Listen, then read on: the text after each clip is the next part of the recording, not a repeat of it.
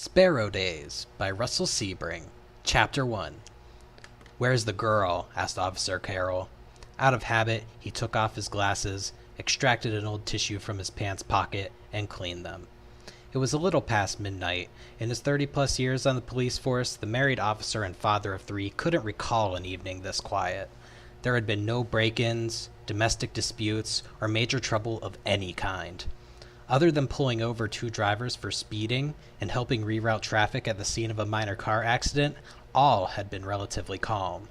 That is, until a few minutes ago, when a dispatch had come in, requesting he investigate a situation at the Fast Mart. The manager had called to report a young girl, alone and apparently determined to spend the night inside the store. She might be a runaway. Glancing around the brightly lit 24-hour convenience store, Officer Carroll yawned. There was a chain reaction. First, Felipe, the overnight manager, stretched out his arms and let loose a rather noisy yawn of his own.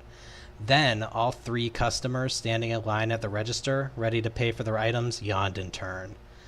"She's back there," Felipe gestured toward the rear of the store, where the milk, soft drinks, and beer were kept in a long row of refrigerated coolers. "Thanks." The officer stepped aside to let someone who had just bought 3 scratch-off lottery tickets and a bag of sour cream and onion potato chips past him. He put his glasses back on, touched his leather gun holster slightly, another habit, and made his way to the back of the store. He quietly stepped around the corner of the last aisle. Sitting on the tile floor, cross-legged, her back resting against a shelf stocked with packaged pastries and bread, was a young girl. A large camouflage jacket was draped over her body, and her eyes were closed. Officer Carroll smiled. The sleeping child looked so at peace. He didn't want to disturb her. Instead, he imagined bringing her a fluffy pillow and wrapping her in a blanket. But he had a job to do. He needed to find out who she was. If necessary, he was prepared to give her a ride home. According to radio dispatch, the girl had been lingering inside the store for several hours, and no one recognized her. Ahem! Officer Carroll cleared his throat, hoping to gently rouse her, but the girl didn't move. Her content, tranquil expression remained the same. He stood in front of her and lightly nudged her leg with his foot. Ahem!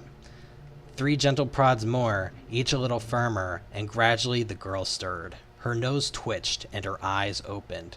"Hello, miss," Officer Carroll said warmly. "May I ask what your name is?" She stared into his eyes, but didn't answer him. "You can't stay here, you know that, right?" he added. "And there's a local curfew for kids." No response. "You're much too young to be out this late by yourself. Where do you live?" Nothing. The girl looked up at him, unfazed. Officer Carroll decided to try a different approach.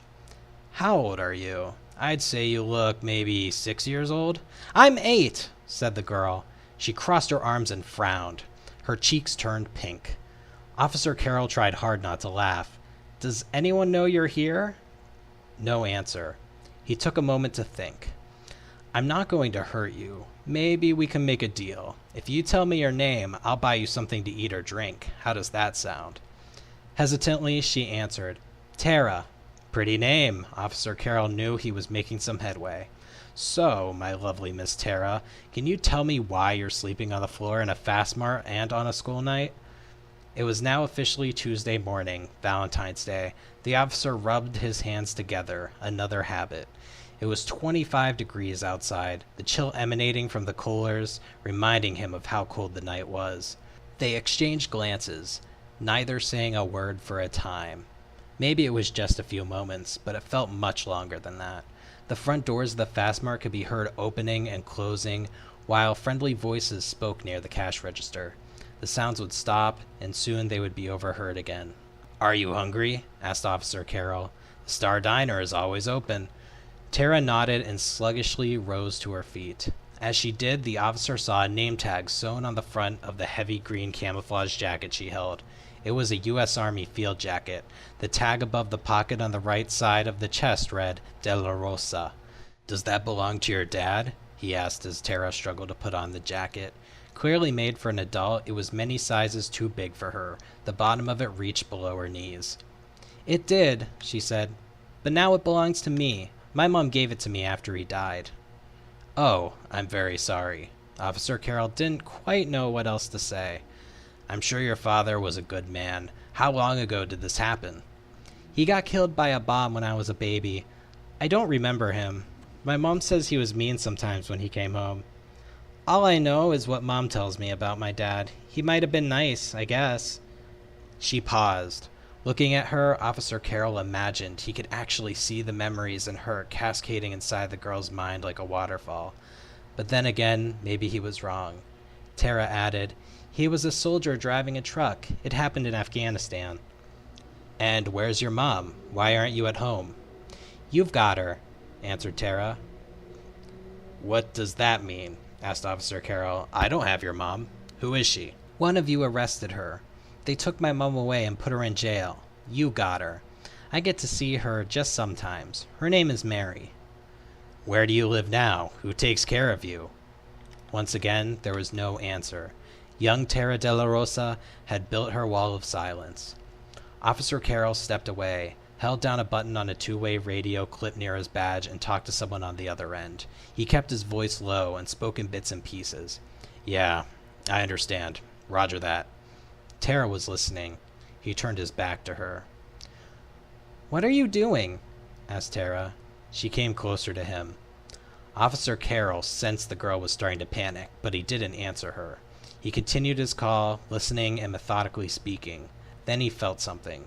There was a small, quick tug at his side, and he heard a click. Officer Carroll looked down. His holster was empty. He spun around and came face to face with the barrel of his own gun. Shaking, Terra had both hands on the loaded Glock, pointing it at his head. I'm not going back, she screamed. Her face was turning red, her body trembling. Whoa, please don't. Shocked and uncertain of what to say or do next, Officer Carroll stood frozen, staring into the eyes of the innocent-looking 8-year-old who now held his life in her hands.